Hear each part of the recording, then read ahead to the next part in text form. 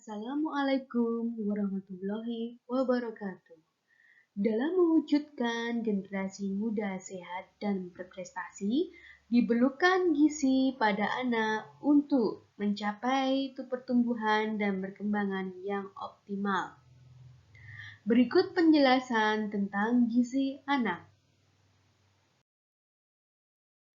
Definisi gizi adalah zat gizi yang masuk ke dalam tubuh dibutuhkan untuk keperluan menghasilkan energi, membangun, memelihara jaringan, serta mengatur proses kehidupan. Untuk gizi seimbang adalah susunan pangan sehari-hari yang mengandung zat gizi dalam jenis dan jumlah yang sesuai dengan kebutuhan tubuh, serta memperhatikan prinsip keanekaragaman pangan, aktivitas fisik, perilaku hidup bersih, dan mempertahankan berat badan normal untuk mencegah masalah gizi. Berikut slogan gizi seimbang tertuang dalam isi piringku. Penjelasan isi piringku dalam satu porsi pada anak usia 6-23 bulan adalah makanan pokok 35%, protein hewani 30%, sayur dan buah-buahan 25%, dan kacang-kacangan 10%. Sedangkan pada anak 2-5 tahun, dalam satu porsi isi piringku terdiri dari makanan pokok 35%, lauk pauk 35%, sayur dan buah-buahan 30%. Jenis-jenis zat gizi. Yang pertama, zat gizi karbohidrat berfungsi sebagai sumber energi yang terdiri dari beras, jagung, ubi, kentang, dan sagu. Yang kedua, zat gizi lemak terdiri dari lemak hewani dan lemak nabati yang berfungsi sebagai sumber energi.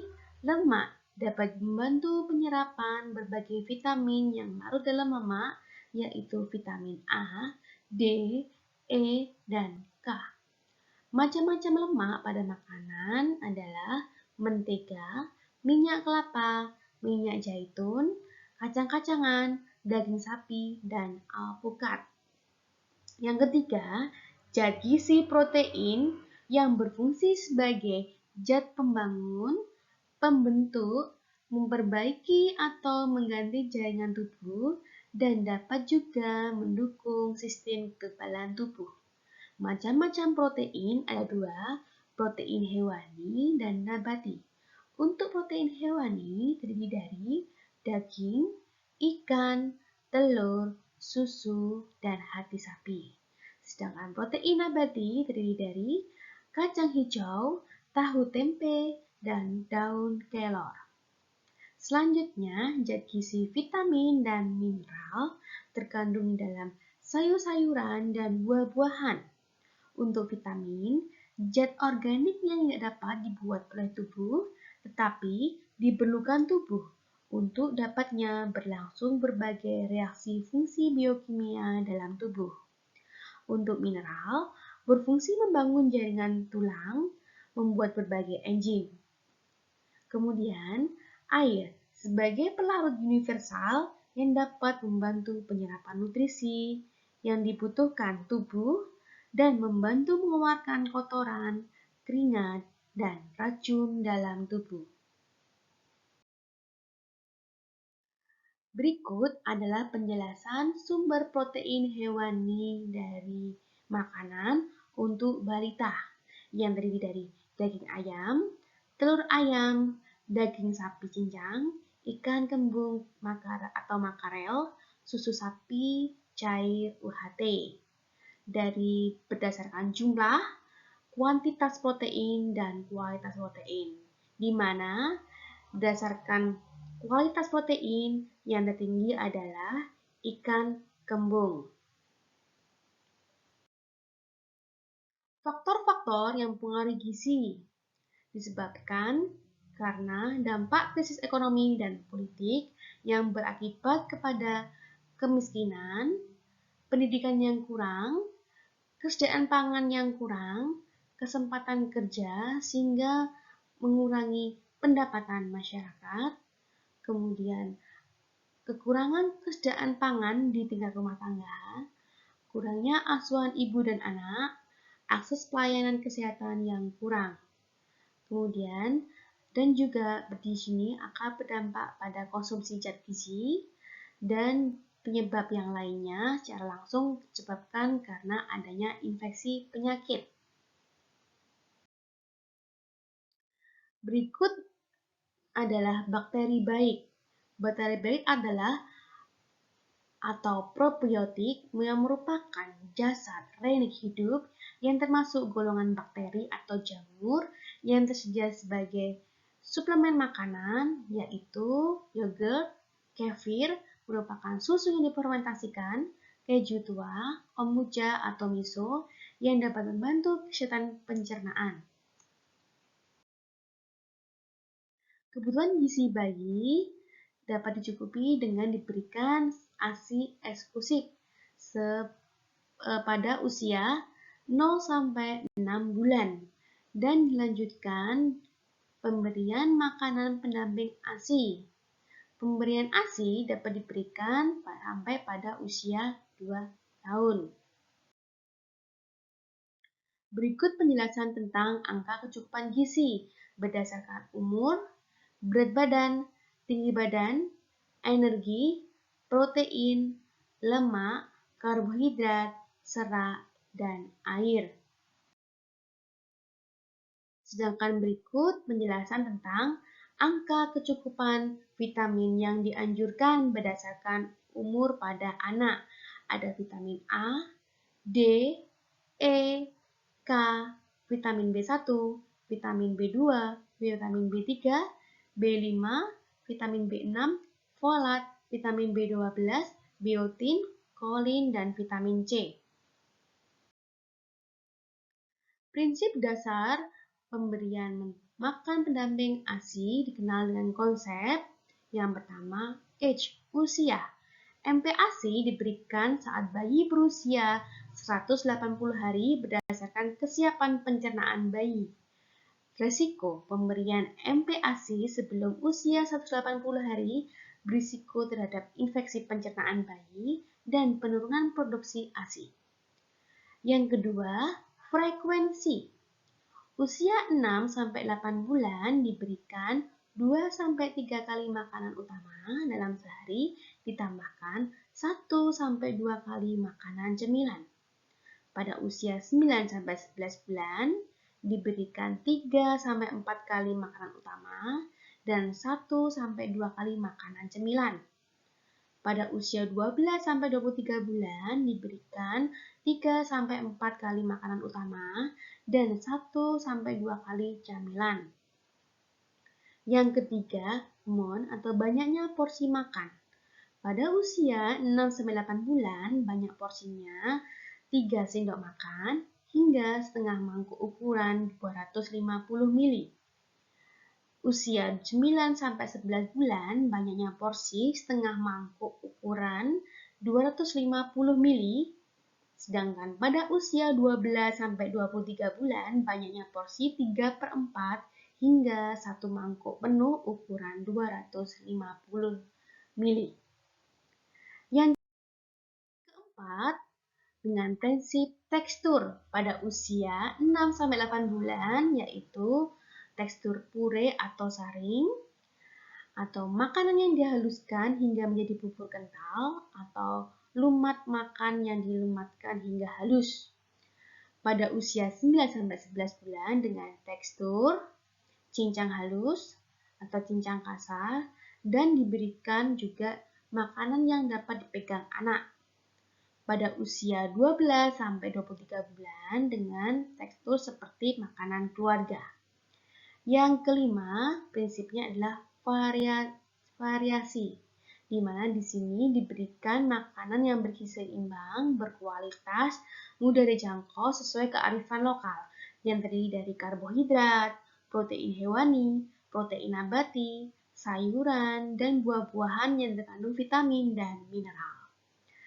Prinsip yang keenam yaitu aktif atau responsif, di mana di sini orang tua saat memberikan MPASI atau juga saat menyusui bisa memberikan kontak mata dan sentuhan untuk meningkatkan bonding atau kedekatan dan cinta pada anak.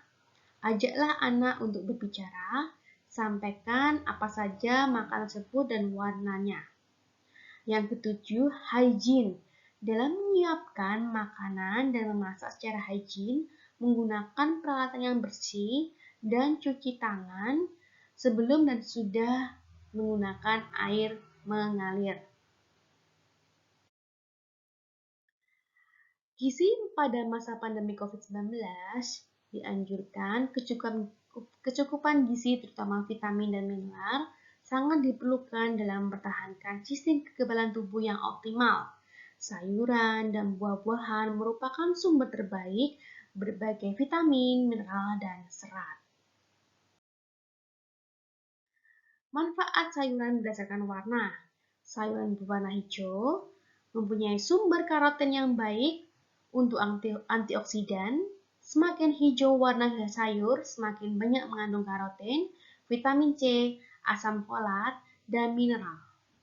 Selain itu juga meningkatkan imunitas untuk menghambat pertumbuhan sel kanker, membantu produksi sel darah merah, dan menguatkan sel otak seperti daun singkong, sawi hijau, bayam, buncis, kangkung, kacang panjang, dan brokoli. Untuk sayuran berwarna ungu, banyak mengandung antioksidan dan vitamin. Warna ungu alami berfungsi meningkatkan sistem imun, melindungi kerusakan otak, juga dapat meningkatkan produksi sel darah merah dan sel darah putih. Sedangkan sayuran berwarna kuning dan orange mengandung berbagai vitamin dan antioksidan serta untuk meningkatkan kesehatan pada indera penglihatan. Pada sayuran berwarna merah mengandung antioksidan yang berfungsi melindungi pembuluh darah, kesehatan jantung, mencegah kanker, serta banyak mengandung vitamin A dan E. Sayuran berwarna putih merupakan sayuran yang tidak berpigmen namun tetap bermanfaat bagi tubuh. Sayuran jenis mengandung vitamin E, kalsium, dan zat alisin yang dapat mengontrol kadar kolesterol, tekanan darah, dan dapat menghambat pertumbuhan sel kanker. Sedangkan berikut tanaman kelelawar yang merupakan salah satu zat protein nabati yang bisa mensupport berkolaborasi dengan protein hewani untuk mengatasi malnutrisi terutama pada balita dan ibu menyusui. Daun tanaman kelor ini dapat dikonsumsi dengan kondisi segar, dimasak atau disimpan dalam bentuk tepung selama beberapa bulan tanpa pendingin dan tanpa terjadi kehilangan nilai gizi. Proses pengolahan daun kelor menjadi tepung akan dapat meningkatkan nilai kalori kandungan protein, kalsium, zat besi, dan vitamin A. Hal ini disebabkan karena pada saat proses pengolahan daun kelor menjadi tepung akan terjadi pengurangan kadar air yang terdapat dalam daun kelor. Perbandingan kandungan gizi daun kelor, segar dan kering. Berikut penjelasannya. Terdapat kandungan gizi berdasarkan protein, vitamin A, kalsium, kalium, vitamin C, dan zat besi. Berikut tahapan pembuatan tepung daun kelor. Dari daun kelor yang bebas tangkai daun, dikeringkan 45 derajat Celcius dalam oven selama 24 jam. Berikut penjelasan buah-buahan yang merupakan pangan sumber vitamin dan antioksidan yang bisa meningkatkan sistem imunitas tubuh. Buah berwarna merah mengandung vitamin C dan zat flavonoid yang bermanfaat untuk menurunkan kadar kolesterol dan menjaga kesehatan hati. Misalnya semangka, apel, tomat, stroberi, anggur merah. Buah berwarna kuning dan orange mengandung vitamin A dan karoten yang bermanfaat untuk meningkatkan penglihatan. Selain itu juga mengandung banyak antioksidan yang dapat meningkatkan imunitas tubuh, mengandung vitamin B kompleks yang dapat berfungsi untuk kesehatan hati, misalnya pisang, jeruk, pepaya, dan mangga. Sedangkan buah berwarna hijau juga meningkatkan imunitas tubuh yang berfungsi menghambat pertumbuhan sel kanker, misalnya apel malang, anggur hijau, dan melon. Untuk buah warna ungu dan biru, semakin gelapnya warna, maka kandungan vitaminnya semakin banyak. Buah bermanfaat menjaga kesehatan jantung, pembuluh darah, dan menghambat pertumbuhan sel kanker, misalnya blueberry. Tingkatkan daya tahan tubuh dan lindungi keluarga dari COVID-19. Di sini ada zat-zat yang penting, yaitu vitamin A, membantu mengatur sistem kekebalan tubuh. Perlindungan terhadap infeksi yang terdiri dari wortel, brokoli, ubi jalar, bayam, minyak ikan, dan kuning telur. Kemudian, vitamin E sebagai antioksidan yang menetralkan radikal bebas dan juga meningkatkan kekebalan tubuh yang terdiri dari almond, minyak sayur, kacang-kacangan, dan sayur hijau. Kemudian zat zinc yang mengoptimalkan kerja sistem kekebalan tubuh yang terdiri dari seafood, daging sapi, hati ayam, telur, dan keju. Kemudian vitamin C membantu pembentukan antibodi, meningkatkan kekebalan tubuh yang terdiri dari pepaya, stroberi, jeruk, tomat, jambu biji, dan kiwi. 5. Keamanan pangan bisa dilakukan dengan cuci bersih tangan dengan sabun serta air mengalir dan cuci bahan makanan yang akan diolah. Pisahkan penyimpanan serta bedakan pisau dan telenan untuk bahan makanan mentah dengan makanan matang. Memasak dengan benar dan matang terutama bahan makanan protein hewani. Siapkan makanan matang yang pada suhu yang tepat. Gunakan air dan baku yang aman. Perhatikan beberapa ciri saat memilih sayur, yaitu tidak layu, warna cerah, tidak memar atau busuk, kulit buah atau umbi tidak pecah atau rusak, dan tidak ada bekas gigitan hewan. Perhatikan beberapa ciri saat memilih buah-buahan, tidak layu, warna sesuai warna bawaan, tidak memar atau busuk, bau normal, jika perlu beli yang memiliki logo atau sertifikat tertentu. Perhatikan memilih daging, bau khas daging segar, daging sapi berwarna merah, lemaknya berwarna kuning, ototnya berserat halus, datang dari pemasok kendaraan yang berpendingin. Perhatikan beberapa ciri saat memilih ikan, keadaan bola cembung dan cemerlang, serta kornyanya masih bening, warna isa merah segar, terdapat lendir alami yang menutupi permukaan ikan, warna kulit belum pudar, sirip melekat kuat dan mengkilat. Perhatikan beberapa ciri saat memilih rempah-rempah dan bumbu. Pastikan bentuknya utuh, aromanya tercium, amati warnanya, misalnya lada hitam dengan serpihan coklat dan lada putih agak krem. Perhatikan tekstur utamanya, misalnya jahe dan kunyit. Pastikan untuk memilih yang berkulit tipis, halus, dan tidak berkerut. Kemudian saat membeli produk makanan yang ada kemasannya, pastikan ada merek dagangnya, nama produk, daftar bahan dan komposisinya, pesan kesehatan, berat atau isinya, keterangan tentang halal, informasi gizi, nama dan alamat yang diproduksi, tanggal, bulan, dan tahun kadaluarsa, serta izin edar. Pengolahan makanan yang perlu diperhatikan supaya vitaminnya tidak hilang, yaitu lama waktu pemasakan, lama waktu pencucian bahan makanan di air, pemotongan yang terlalu lama dari proses pemasakan, penggunaan suhu yang tinggi, menggunakan terlalu banyak air perebus waktu proses pemasakan, sehingga banyak yang terbuang, misalnya vitamin B dan C larut dalam air.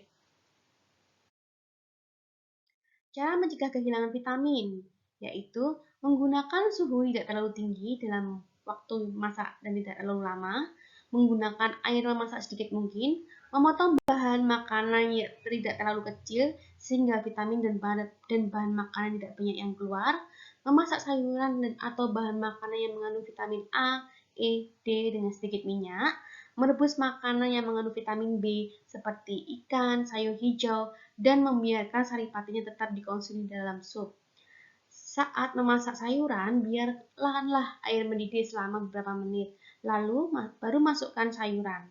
Memasak sayuran dengan air dingin hingga mendidih bisa membuat sayuran kehilangan hingga 12 kali kandungan vitamin C-nya. Segera sajikan dan konsumsi sayuran sesuai yang dimasak. Proses penggorengan merupakan proses pengolahan bahan makanan yang dapat mengakibatkan penurunan kandungan gizi yang sangat signifikan karena menggunakan yang suhu lebih dari 160 derajat Celcius, sehingga protein mengalami kerusakan. Penyajiannya bisa bervariasi untuk menarik konsumsi makan pada anak. Berikut contoh resep yang ada di buku KIA dengan berbagai menu pada usia bayi 6-8 bulan, 9-11 bulan, dan anak 12-23 bulan. Dengan konsumsi ada karbohidrat, protein hewani dan nabati, kemudian juga lemak, vitamin, dan mineral. Contoh menu pada 6-9 bulan, kemudian menu 9-12 bulan,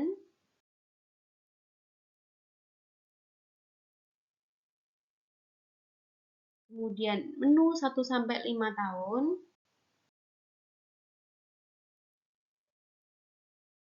masalah gangguan gizi pada anak, yaitu stunting, kondisi gagal tumbuh pada anak balita di bawah 5 tahun, akibatnya dari kekurangan gizi kronik, sehingga anak menjadi terlalu pendek untuk usianya. Kekurangan gizi kronik terjadi sejak bayi dalam kandungan hingga usia 2 tahun. Balita pendek dan sangat pendek adalah balita dengan panjang badan per umur atau tinggi badan per umur. Stunting menurut Kementerian Kesehatan adalah anak balita dengan nilai Z-score kurang dari 2 SD atau standar deviasi dan kurang dari min 3 SD standar deviasi.